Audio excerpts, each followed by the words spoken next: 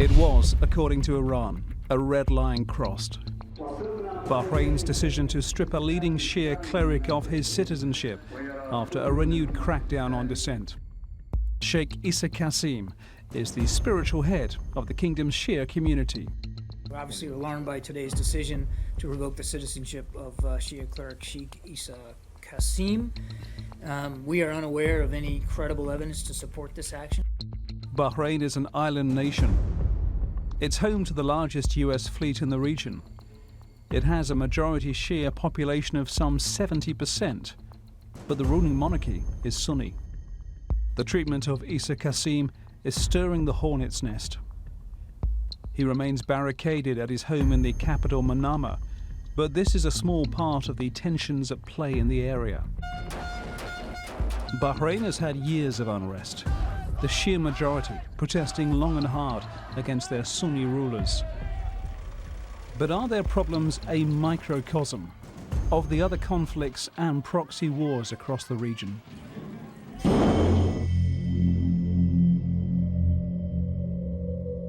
The struggle between the Shia and Sunni regimes across the Gulf states is widespread, primarily dominated by two major players, fighting for control and influence, and have been for decades. Saudi Arabia, with its majority Sunni population, opposed by the Shia majority in Iran. The struggle between the two powers has spread a long way beyond their respective borders. Iran has long been a backer of Hezbollah in Lebanon and the Syrian regime of Bashar al-Assad. It causes great irritation to the Saudi rulers.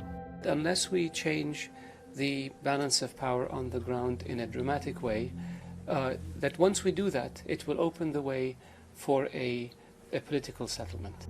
Iran is often accused of undue influence and causing unrest in Bahrain and the eastern province of Saudi Arabia, while its backing of the Houthi rebels in the war in Yemen gives it influence on the southern Saudi border. For Saudi Arabia, what happens there is a matter of grave national security.